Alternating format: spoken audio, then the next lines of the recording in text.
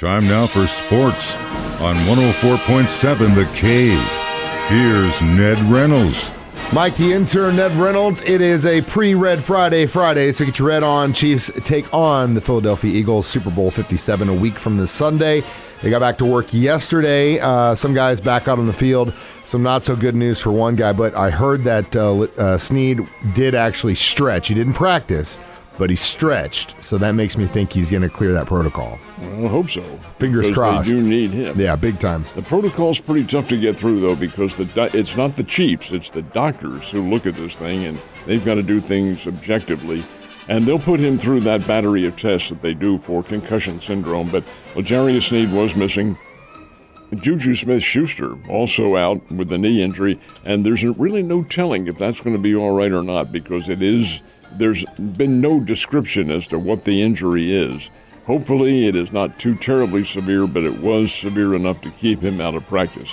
Kadarius Toney, I tell you, the guy's got great talent and all that, but he's also always injured. It's a hamstring and an ankle, but I think he's going to try to play. And McCole Hardman will not. He's probably going to be out. I don't think it's probably. He is going to be out. It's a pelvis injury, and that's where he was previously injured. And he's had abdominal problems. Hey, the guy's just been a walking medical case. But I'll tell you what's good news is Willie Gay. Huge. He had a shoulder problem, and he did go through limited practice. Of course, Mahomes was full practice.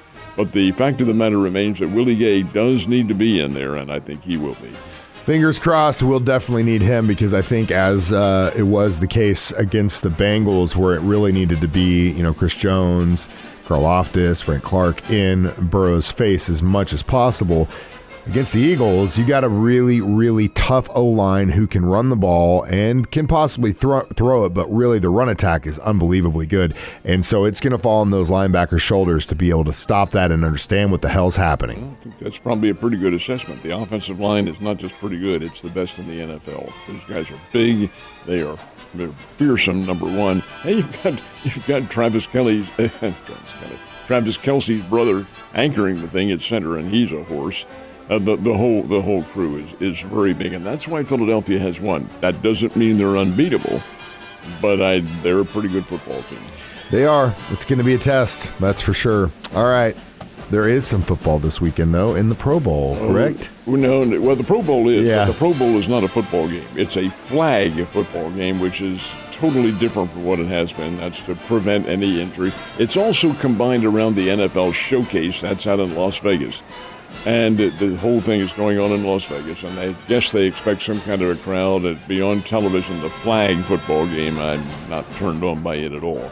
But there's also the Senior Bowl All-Star Game, and they've been going through practice all week long down in Mobile, Alabama. And the practice sessions are really just as valuable as the game itself. It's a showcase for the NFL scouts, and they're all there. The Chiefs and, Philadelphia, for that matter, will all be represented, looking at the talent that's down there and making judgments. And you can do so from practices, which they obviously do, and make judgments from what's going on.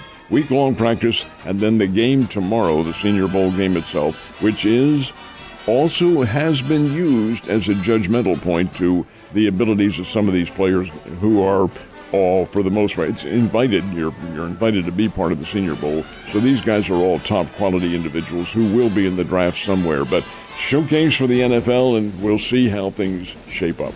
I hear the running back from Tulane has been having a day. A player. Yeah, that's going to be interesting. Bears played Tulane, it was 3 years ago, I think, in the season opener, and that guy ran wild against Missouri State. Well, Tulane went up to Kansas State this year and beat the Wildcats by, 14-0. So you have to think that this kid has a lot of skills, and he could be a very big draft choice. Absolutely could be, especially for a team that needs it. Last but not least, Ned is going to be all over the place this weekend, including the Missouri Sports Hall of Fame event happening this weekend. Give me the lowdown, buddy. Well, the headliner is Brett Saberhagen, the two-time American League Cy Young Award winner, former Kansas City Royal, and very popular player in Kansas City. Tyler Hansborough might not mean anything to you, Mike, but at Poplar Bluff, one of the state's great players, and then chose to go and play for the Tar Heels. And he was an All-American, North Carolina, 3-year All-America there, played a little bit for the Indiana Pacers. and had been playing up until last year. But Tyler Hansborough will be among those who's drafted. Sean Witherspoon, great linebacker at Mizzou, and later with the Atlanta Falcons. And a couple of local individuals, Jan Stala, who's an old buddy of mine, former field goal kicker with the Bears, and a guy who pretty much introduced soccer to the school system here and to Missouri State University. And Emily Scott Givens from Hillcrest, who is world-class speed skater and is an Olympic veteran. She kind of flew under the radar a little bit, but she's absolutely top-notch. She will be among those inducted as well. It'll be a very nice afternoon this year. It's out at the fairgrounds, and it begins with the reception at 12 noon, and then the event beginning, of course, with a luncheon at 1 o'clock. But it is different from what it has been. It had been an evening event. This year, it's an afternoon event. A lot of fun. You're going to be a tired puppy after this. I was hoping to give you a weekend off with Ned Talk. You guys could rest and get ready for a very long broadcast next weekend, but you live for this stuff, don't you? This was my life. Yeah. But there is no Ned Talk this week. Yeah, no Ned Talk Sunday. You should come out and see us at Coyotes when we give away this Kingdom Custom Teardrop trailer. It's going to be a blast. So, Drury Panthers and Lady Panthers were on the court yesterday. They get the dubs. As has been the case in recent games, it's a split. Lady Panthers are really good. 21-1 is their record. 21 wins, 1 loss. They beat Missouri S&T up in Rolla last night, 70-58. Very competitive game. In fact, the Lady Panthers' last 2 games against Rockhurst and Missouri S&T have been very competitive.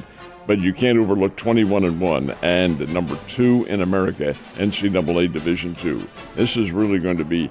We've got to looking at the regions that they play in, Mike, and the number 1 team in America is also in this region. So it could be that the regional championship game is tantamount to what turns out to be the national champion. Wouldn't that be something? One of those geographic anomalies that does happen. But Ashland is number 1 and Drury is number 2, and they've already played each other once this year, and Ashland beat them by 1 here in town. So, hey, everything is working out to where it's going to be a championship level. That's the ladies. The men weren't so fortunate. Their record is now 7 wins and 15 losses. And Missouri S&T beat Drury 81-73 last night. Those games up in Rolla. Those Lady Panthers, man. Smoking. Smoking. All right. We're the Bears this weekend. The Bears will be, the Bears will be on the road in Evansville, and they play Sunday. Sunday afternoon game against the Evansville Aces. Evansville is not a very good team. They're in the lower regions of the Missouri Valley Conference. The Bears, I think, are a very good team. So we're hoping for some good news from that Indiana community. Lady Bears play at home tomorrow afternoon, Saturday afternoon, 1 o'clock tip-off, and they play Illinois Chicago, and they're also not very good. The Lady Bears are playing well. They have a nice ball club. They've been rounding into form here in the latter weeks, and this is a team that can play. So we have 2 games, one Saturday here in town, the other Sunday on the road at Evansville. Now, we mentioned your Missouri Sports Hall of Fame business last hour. You also got a little bit of baseball banqueting going on this weekend. This is the annual Missouri State University fundraiser. There are 2 of them during the course of the off-season, but this is the one that Missouri State University is the sponsor. The other is privately sponsored. And this is called First Pitch, and we have it at the Bill Road Training Center over at Hammons Field, and it's a big deal. Number 1, it's fundraiser, and there's auctions, both a silent auction and a live auction. That's number 1. And number 2 and 3, the 2022 Bears team, which made it to the NCAA, will be receiving their championship rings. And the 2003 team, which went to the College World Series up in Omaha, the only Bears team ever to do so, will be there en masse to be honored as well. There's always a special guest. This year the guest is Jake Berger, who's penciled in as the starting third baseman for the Chicago White Sox this year, Bears All-America. 2015 and 2016, number 1 draft choice by the White Sox in 2017, and a guy who has overcome a lot of physical problems to maintain that major league level of baseball that he is. He's a really good guy and a good player. His sister is the tennis coach for Missouri State.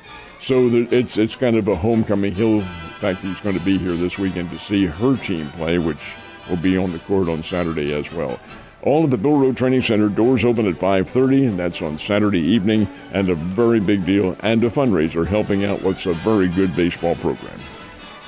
Like I said, you are going to be a busy guy this week, and a lot more busier than me. All I got to do is give away a teardrop trailer at Coyotes on Sunday, which I very much look forward to. So come see us. Ned, you have a great weekend. I will see you on Monday.